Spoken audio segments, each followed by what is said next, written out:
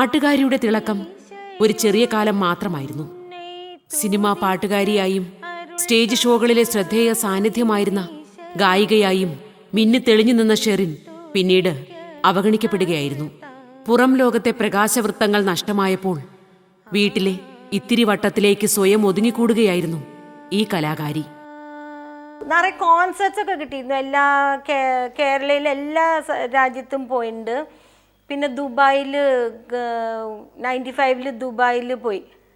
ഞാൻ ജോളി എബ്രഹാമിൻ്റെ ഇതിലാണ്, ബ്രഹ്മാനന്ദൻ സാറ്, പിന്നെ സുചിത്ര, പിന്നെ അങ്ങനെ ഒരു സ്റ്റാർ നൈറ്റ് മാതിരി, പിന്നെ വേറെ 2-3 സിംഗേഴ്സ് ഒക്കെ ആയിട്ട് ദുബായിൽ പോയിട്ട് പാടിയിട്ടുണ്ട് 95. അത് കഴിഞ്ഞ് എല്ലാം കേരളയിൽ ബാംഗ്ലൂർ ഞാൻ 2-3 പള്ളിക്കൊക്കെ വേണ്ടി ചൗഡയ്യ ഹാളിൽ കോൺസേർട്ട് കൊടുത്തിട്ടുണ്ട്. അപ്പൊക്കെ കുറച്ച് തിരക്കായി, നന്നായിട്ട് നിറയെ സ്ഥലത്ത് പാടുമായിരുന്നു. CAC ഓർക്കസ്ട്രയായിട്ട് എറണാകുളത്ത് CAC ഇല്ലേ ആയിട്ട് പാടുമായിരുന്നു. പിന്നെ ഞാൻ ഈ 83 ബാംഗ്ലൂർ ട്രീറ്റ്മെൻറ്റിന് പോയി. എല്ലാം കൂടി ഒരു 25-30 പാട്ട് പാടിയിട്ടുണ്ടാവും. ദൂരത്ത് ഇടിമുഴക്ക് എന്ന് പറഞ്ഞൊരു സിനിമയിൽ സലീൽ ചൗധരി സാറിൻ്റെ മ്യൂസിക്കിൽ പാടിയിട്ടുണ്ട്.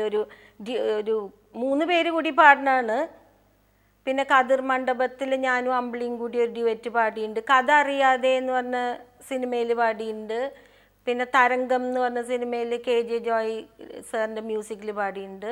കടമുറ്റത്തച്ഛനിൽ AT ഉമ്മർ സാറിൻ്റെ മ്യൂസിക്കിൽ പാടിയിട്ടുണ്ട്. അങ്ങനെ കുറേ സിനിമകളിൽ പാടിയിട്ടുണ്ട്. പിന്നെ കുറേ HMB LPസിൽ ഡിവോഷണൽ LPസിൽ പാടിയിട്ടുണ്ട്. ഇപ്പോഴത്തെ മാതിരി അല്ലല്ലോ അന്നത്തെ കാലം. ഇപ്പം എല്ലാ ന്യൂ ടാലൻസിനും ഒക്കെ ഒരുപാട് എക്സ്പോഷറും എല്ലാം ഉണ്ടല്ലോ. അന്നൊന്നും പിന്നെ ഇപ്പം നമുക്ക് പുറത്തൊക്കെ വിളിക്കാൻ തന്നെ ആളുകൾക്ക് ഒരു മടിയാണ്. ഇപ്പോഴത്തെ മാതിരി സൗകര്യങ്ങളില്ല. അപ്പോൾ ഈ വീൽ ചെയറും ഒക്കെ ഒരു ഹാൻഡിക്യാപ്പുള്ള ആളെന്ന് പറഞ്ഞാൽ തന്നെ ഒരു പ്രശ്നമല്ലേ. അന്നൊക്കെ അത്രയും ഒരു ബ്രോഡ് മൈൻഡഡും ആയിരുന്നില്ല ആൾക്കാരൊന്നും. അത്രയും ഇങ്ങനെ മീഡിയ ഒന്നും ഇല്ലല്ലോ അത്രയും എൻകറേജ് ചെയ്യാൻ. ഡാഡിയും മമ്മി എൻകറേജ് ചെയ്തിരുന്നു ഒരുപാട്. പിന്നെ എനിക്ക് തോന്നുന്നു ഈ ഹാൻഡിക്യാപ്പും ഇത്തിരി ഒരു പ്രശ്നമായിരുന്നു. എല്ലാവരെയും പോയി മീറ്റ് ചെയ്യാനോ അങ്ങനെ പിന്നെ ഒന്നിനും. ഡാഡി ഉള്ളപ്പോൾ ഭയങ്കര എൻകറേജ്മെൻ്റ് ആയിരുന്നു. അപ്പോൾ പക്ഷെ അത്രയും അങ്ങനെ ആ സമയത്തും എനിക്ക് തോന്നുന്നത് അത്രയും പോപ്പുലർ ആവാനുള്ള ഒരു ചാൻസും കുറവായിരുന്നു. ലൈക്ക്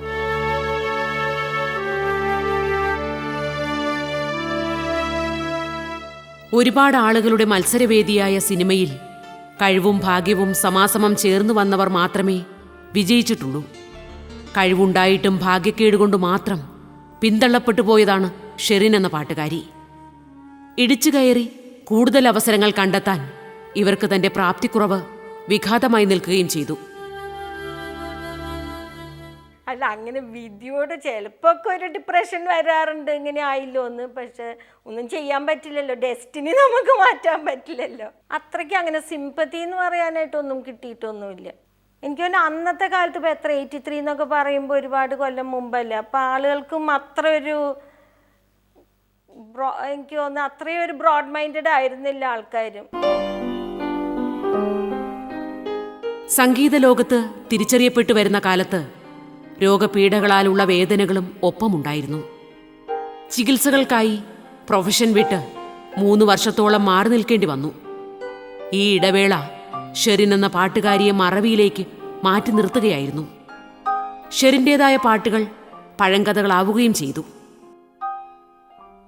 അതാ ഞാൻ ഇൻഡസ്ട്രിയിൽ നിന്ന് ഈ ബാംഗ്ലൂർ ട്രീറ്റ്മെൻറ്റിന് പോയി 3 കൊല്ലം 82-ലാണ് പോയത്.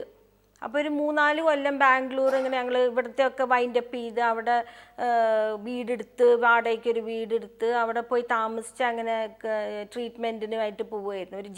ഒരു മിലിറ്ററി ജവാനായിരുന്നു, ഒരു ഹവൽദാറാണ് ട്രീറ്റ് ചെയ്തിരുന്നത്. ഒരു മിലിറ്ററി മൈതാനത്ത് തന്നെ ഒരുപാട് ആൾക്കാർ എല്ലാ രാജ്യങ്ങളിൽ നിന്നും, ഈവൻ ഗൾഫ് രാജ്യത്തിൽ നിന്ന് ഷെയ്ഖിൻ്റെ ഒരു റിലേറ്റീവ് ഒരു പെൺകുട്ടിയൊക്കെ വരുന്നുണ്ടായിരുന്നു ട്രീറ്റ്മെൻറ്റ്. ഇങ്ങനെ മൈതാനം ഫുൾ ആൾക്കാരായിരിക്കും.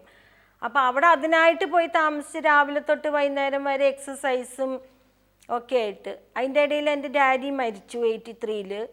അപ്പോൾ പിന്നെ ഞങ്ങൾ അത് കഴിഞ്ഞ് 84-85 തിരിച്ച് വന്നത്. അപ്പോൾ പിന്നെ ഒരു ലോങ് ഗ്യാപ്പായിപ്പോൾ അങ്ങനെ എല്ലാ മ്യൂസിക് ഡയറക്ടേഴ്സായിട്ടുള്ള കോണ്ടാക്റ്റും സിനിമ ഫീൽഡായിട്ടുള്ള കോണ്ടാക്റ്റും ഒക്കെ കുറച്ച് അങ്ങോട്ട് വിട്ടു. പിന്നെ മമ്മിക്കും അവരെയൊക്കെ കോണ്ടാക്ട് ചെയ്യാനായിട്ടൊരു വിഷമമായിരുന്നു. ഇങ്ങനെ വിളിച്ച് നമ്മളും എപ്പോഴും കോണ്ടാക്ട് ചെയ്യുന്ന അവർ നമ്മളെ മറന്നു പോവില്ലേ. അപ്പം അങ്ങനെ ഒരു സാഹചര്യത്തിൽ അങ്ങനെ വിട്ടു. പക്ഷേ ഇവിടെ ദൂരദർശനിലും ഓൾ ഇന്ത്യ റേഡിയോയിലും ഒക്കെ പാടുമായിരുന്നു. പിന്നെ അത് കഴിഞ്ഞപ്പോൾ പിന്നെ കുറച്ച് ഗ്രാജുവലായിട്ട് അങ്ങനെ നമ്മളും ഇങ്ങനെ ഒരു പിന്നാക്കം. ഞാനും അത്രയും അങ്ങനെ ഒരു പുഷുള്ള ടൈപ്പൊന്നും അല്ല, കുറച്ചിങ്ങനെ പിന്നിലേക്ക് വരുന്ന ഒരു ടൈപ്പാണ്. അപ്പം അങ്ങനെ